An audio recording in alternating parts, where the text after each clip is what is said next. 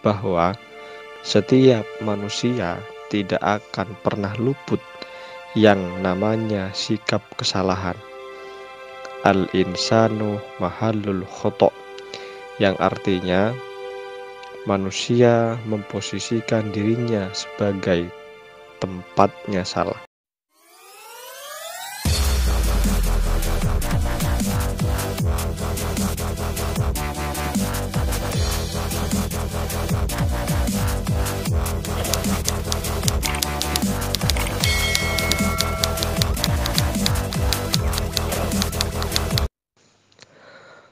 Memaafkan bukan berarti melupakan kesalahan, tetapi memaafkan adalah mengakui dan menerima kesalahan orang lain dengan lapang dada secara ikhlas, bahwa setiap manusia tidak akan pernah luput yang namanya sikap kesalahan.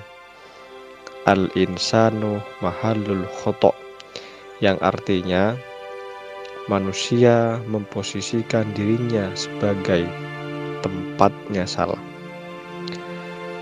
Nabi Adam diusir dari surga oleh Allah ke muka bumi ini karena pernah melakukan kesalahan, yaitu melanggar sistem hukum atau aturan Tuhan. Coba kita bayangkan, andaikan Nabi Adam tidak pernah melanggar atau melakukan kesalahan, apakah Nabi Adam akan tetap menjadi penghuni surga selamanya saat turun-turunnya hingga saat ini? Lalu bagaimana dengan bumi?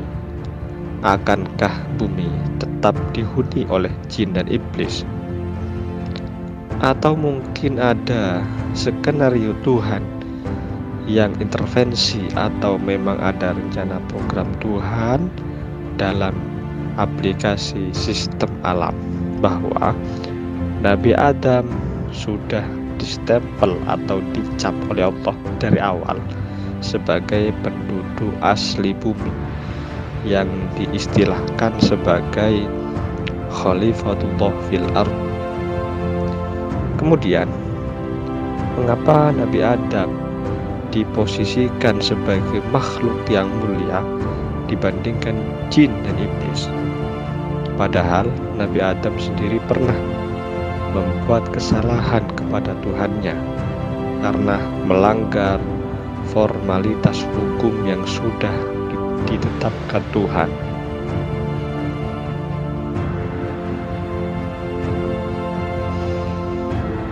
Maka kita mulai belajar dari peristiwa historisnya Nabi Adam, bahwa Nabi Adam berbuat salah dan melakukan kesalahan agar mengoreksi kesalahan yang pernah dilanggarnya, yang akhirnya dipindahkan ke bumi, sehingga Nabi Adam mempunyai kesadaran, yaitu merasa bersalah telah melawan hukum Tuhan di tatanan kehidupan surga. Maka dari sini bisa diilustrasikan bahwa barang siapa melawan hukum Tuhan atau melawan hukum apa saja, maka ia akan mendapatkan konsekuensi etik yang berlaku. Kesalahan harus ditebus melalui hukuman. Dalam logika agama adalah pahala dan dosa. Pahala mengarah perbuatan yang baik, dosa mengarahkan kepada perbuatan buruk. Pahala akan menduduki wilayah surga yang diilustrasikan sebagai tempat yang indah, mewah, megah, sedangkan pelaku dosa akan kena konsekuensi siksaan di neraka. Orang yang melakukan kesalahan supaya menyadari atas kesalahannya, sehingga tidak akan terulang lagi atas kesalahan yang diperbuatnya. kesalahan dan memaafkan menjadi bergeser dari sifat buruk ke sifat baik, dari kecewa, marah, emosi, bergeser ke ikhlas dan menerima dengan lapang dada. Artinya, orang yang melakukan kesalahan maka harus berani minta maaf. Begitu juga orang yang dimintai maaf maka harus ikhlas memaafkan.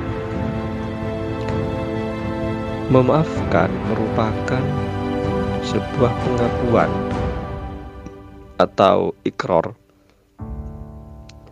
untuk membersihkan diri dari sikap balas dendam, kecewa, sakit hati, dan lain sebagainya.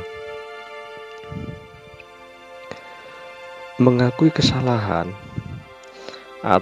dan sadar melakukan kesalahan adalah hubungan individualis atau personalitas untuk mengukur kualitas dirinya sendiri, belajar dari kesalahan untuk diperbaiki menjadi yang lebih baik. Sedangkan memaafkan adalah hubungan sosial. Artinya, menerima dengan keterbukaan sikap menghormati dan menghargai orang lain dengan mempermudah menerima kesalahan orang lain dengan lapang dada. Oleh karena itu, kesalahan akan selalu diingat bagi siapa saja yang melakukan satu kesalahan, baik disengaja atau tidak. Hanya saja, mengingat kesalahan itu sebetulnya berupaya untuk tidak mengulangi lagi kesalahan yang pernah dilakukannya. Minimal adalah memperbaiki kesalahan yang pernah dilakukannya untuk tidak kembali terulang ke lubang yang sama.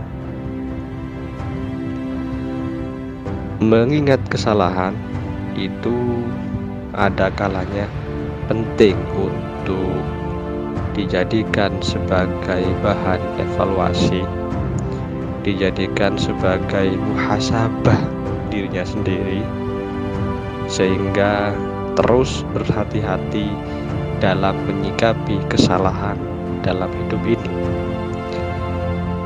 Kesalahan tetaplah salah, maka perlu perubahan setiap saat untuk meminimalisir kesalahan menjadi lebih baik. Karena menjadi lebih baik itu lebih sulit daripada membuat kesalahan sekecil apapun. Oleh karena itu, memperbanyak mengevaluasi aktivitas perbuatan salah dan mempermudah memaafkan dengan ringan hati